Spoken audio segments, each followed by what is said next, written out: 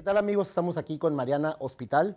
Ella es especialista en impuestos, en declaraciones de impuestos, y en ese momento en el que estamos en plena declaración, creo que es muy importante que hablemos con ella. ¿Qué tal? ¿Cómo estás? ¿Qué tal? Buenas tardes, muy bien, gracias. El problema es que la mayoría lo dejamos hasta el último. Sí, bueno, Sí. básicamente el que le toca pagar. Bueno, esta es una...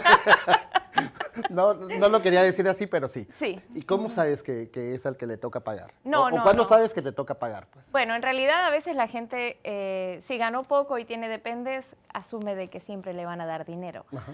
Pero más o menos la gente tiene una idea, pero hay gente que no lo sabe.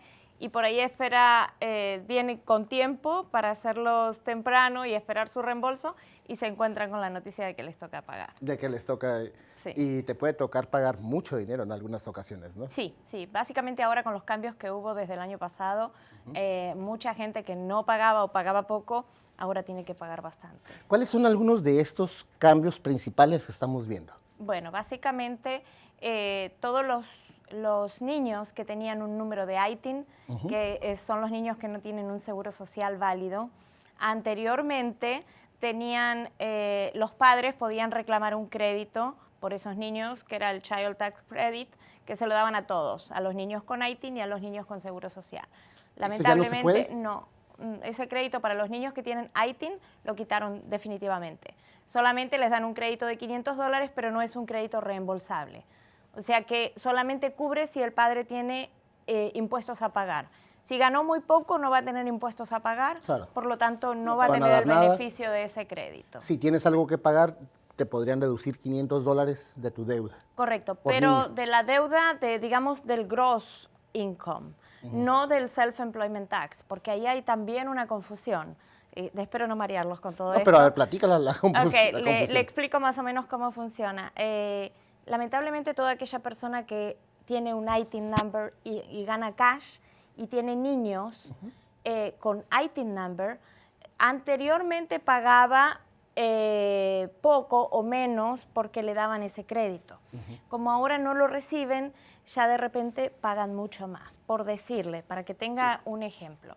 Una familia tipo de 2 niños, la esposa y el esposo, ganando aproximadamente $20,000 a $25,000, pagaban al IRS aproximadamente entre $400 a $600, porque le daban ese crédito por los niños. Ahora, como no lo reciben, sí estarían pagando aproximadamente unos $3,000 o $4,000.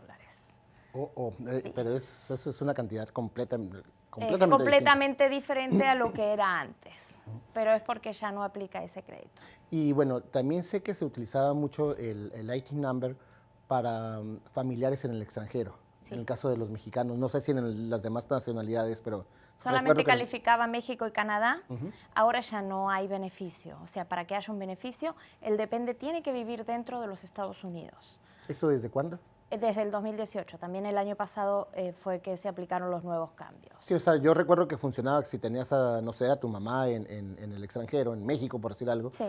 La incluías en tu declaración de impuestos y, bueno, Correcto. y prácticamente Sí, era servía un como deducible. deducción, por lo menos para calificar a la persona como cabeza de familia, tener la exención por el padre o la madre. Entonces, todo eso hacía que la deducción sea mucho más alta. Lamentablemente ya no, porque uno de los requisitos a partir del año pasado es que el depende tiene que vivir dentro de los Estados Unidos. Qué importante está eso. ¿Tienes cuánto tiempo haciendo esto?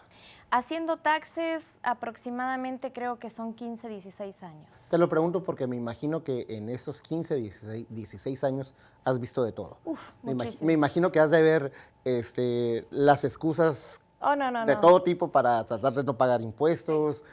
No sé, ¿cuáles son los errores más comunes que se cometen? No sé, platícame 5 si te acuerdas de 5. Ok, básicamente, bueno, uno de los errores más comunes es pensar que por no tener papeles no estoy obligado a hacer mis taxes, y es un gran error, porque por ejemplo, el Franchise Tax Board, que sería el estado de California, o sea, al Estado no le importa, digamos, por decirlo así, que tu seguro social no sea válido.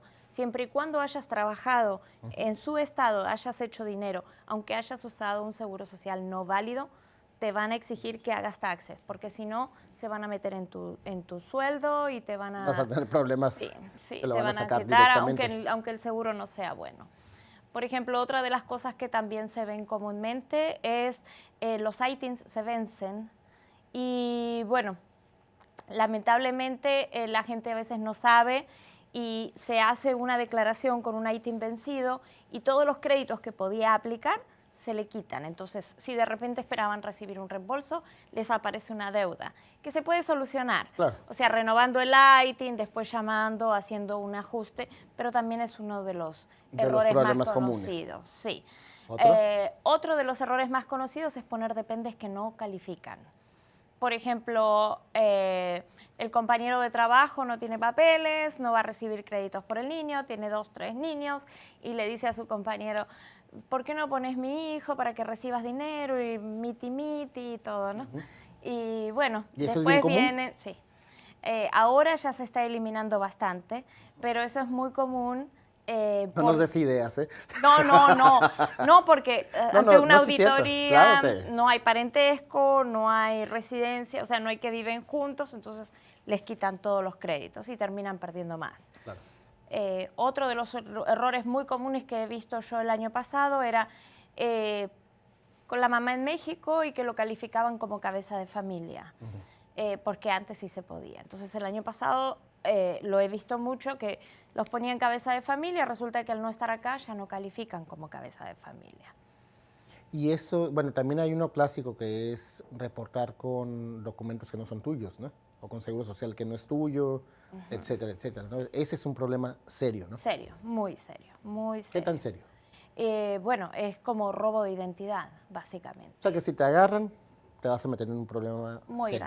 Muy grande, sí. Ahora, ¿qué recomendarías para las personas? O sea, muchas personas tienen mucho miedo a acercarse a las oficinas gubernamentales para lo que sea, sí. Por cómo está el ambiente, etcétera, etcétera. ¿Qué recomiendas en esos casos? ¿Cómo hacerle para enderezar los problemas que tienes ahí con el IRS? No hay que tener miedo, mientras, o sea, tengan los documentos, porque sí, a partir de más o menos hace como 2 años, diría yo, hubo mucha verificación de identidad.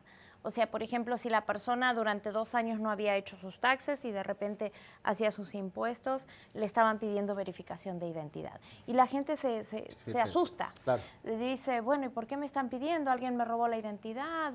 ¿O qué vieron? Siempre decís IRS y todo el mundo tiene todo el mundo miedo. se pone a temblar, ¿no? Entonces, pero no hay que tener miedo.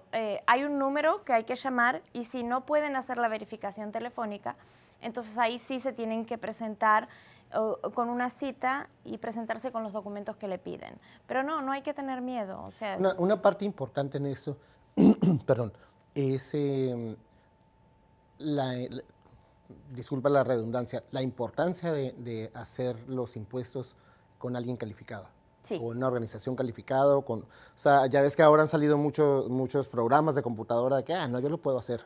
Sí. Sí, algunas personas sí lo pueden hacer y les sale perfectamente bien, sí. Pero si no, ¿qué recomiendas en esos casos? Bueno, siempre es conveniente buscar a una persona y que realmente tenga su licencia del CITEC, que esté certificado por el Estado de California, porque también hay mucha gente que hace impuestos y no están certificados, no lo firman, entonces ante un problema no hay nadie que responda, digamos.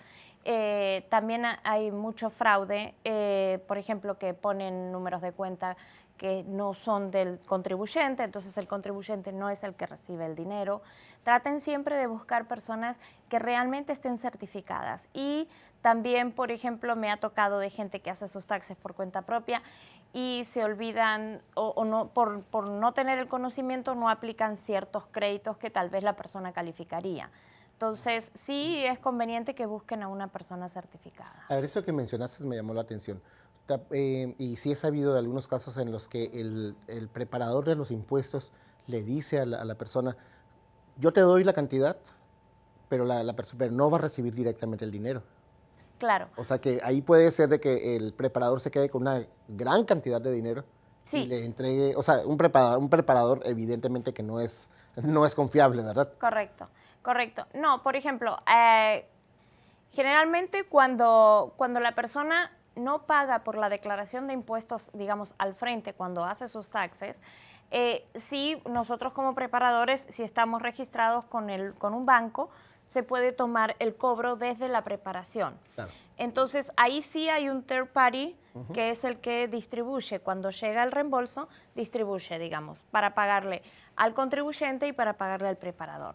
Pero también ahí, bueno, ahí puede haber abuso, obviamente, pero en el más común es que el preparador ponga un número de cuenta de él, de algún familiar, de algún amigo, porque me ha tocado verlo. Sí, que le llega directo, ¿no? Que le llega directamente a otra persona que nada que ver. Incluso me han tocado 3 clientas que nunca les reconocieron que les habían robado ese dinero, porque ese dinero sí fue para una cuenta.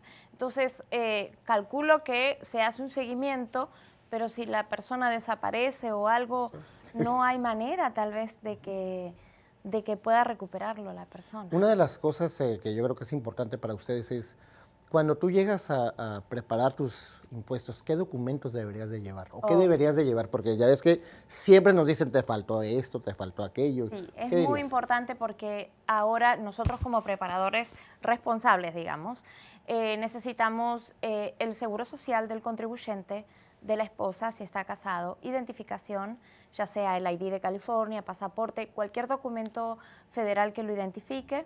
Y de los niños es muy importante el seguro social, el acta de nacimiento, porque nosotros tenemos que verificar que hay un parentesco. Claro. Que sea el padre o que sea la madre o que sea el abuelo o el tío, pero que realmente haya un parentesco. Entonces, acta de nacimiento, seguro social y un comprobante de que el niño vivió en los Estados Unidos. Puede ser de escuela, puede ser de doctor, el papel que manda el medical, cualquier papel que demuestre que el niño estuvo viviendo en los Estados Unidos por más de 6 meses. Entonces es muy importante que la gente llegue a hacer sus impuestos con todos esos documentos, porque lamentablemente como a nosotros nos multan, si no guardamos en el folder, nosotros tenemos que tener todo, ¿no?, el expediente y tenemos que archivar eso con la declaración de impuestos. Entonces, si nosotros no lo archivamos con eso y después el IRS nos hace auditoría, a nosotros nos multan. Y obviamente nadie quiere pagar una multa de 500 o $1,000 por un niño, entonces tenemos que pedir todos esos documentos. Has mencionado varias veces auditoría y, como dices, en cuanto lo mencionas todo el mundo temblamos. Sí. ¿Qué tan grave es una auditoría? Que te hagan una auditoría y que te encuentren algo mal, ¿qué tan grave es esto? No es tan grave, lo único, por ejemplo, digamos que es muy común es, por ejemplo, una pareja que viven juntos, no están casados legalmente y él quiere poner al hijo de la señora porque la señora no trabaja. Y en realidad él mantiene a su señora y al niño de ella, que no es el hijo de él. Lamentablemente ese niño no califica porque no hay un parentesco, porque ellos no están casados legalmente, entonces el niño no se considera su hijastro. Entonces eso es muy común, que pongan el hijo de la señora si no están casados. Entonces al haber una auditoría y la persona no cumpla con los requisitos, si ya le dieron el dinero, lo tiene que regresar. Y si no se lo dieron, no se lo van a dar y van a descalificar ese niño como depende. La otra cosa, he escuchado muchos casos en los que el mismo preparador, que no son muy confiables o muy profesionales, pero bueno, te lo dicen. Sí. Pone esto, ponle aquello, agrégale esto para que tengas más deducibles. Sí. Y eso te lleva nuevamente al tema de la auditoría. De la auditoría, correcto. Por ejemplo, ahora ya mucho no se puede hacer, porque dentro de los cambios que hubo antes, todo empleado que recibía un W2 podía deducir gastos como millas, herramientas, todo lo que sea relacionado a la unión, todo lo que sea relacionado con su trabajo. Bueno, en los nuevos cambios ya esa forma desapareció. No me digas, ya no puedes hacer nada de eso. Ya no podés poner ningún tipo de gastos, aunque lo tengas. Ya no lo podés poner, lo que es para el federal. El estado de California todavía lo acepta. O sea, en el caso, por ejemplo, de empleados freelancers, que le llaman. O sea, que efectivamente utilizan muchas millas, utilizan que la computadora, etcétera. ¿Ya no pueden poner esos gastos? Si están en payroll, si reciben un W2, no. Solamente si son trabajadores independientes que le dan una 1099, ahí sí. Bueno, son muchos cambios los que ha habido. Sí. Yo creo que es importante que nos enteremos, que nos estemos bien informados. ¿Dónde te podemos encontrar? Bueno, estoy en las redes sociales, en Mariana Services. Mi oficina está localizada en Van Nuys, el 14540 Victory Boulevard. Es la suite 100 en Van Nuys. Bueno, y aquí en pantalla van a ver el número telefónico y sus datos en donde los pueden encontrar. Te agradezco mucho, Mariana, que hayas estado aquí con nosotros. Gracias. Ha sido un placer. Realmente me deja sorprendido porque yo sé que hay muchos cambios de los que la gran mayoría de nosotros no estamos enterados. Muchas gracias. Gracias, muy amable.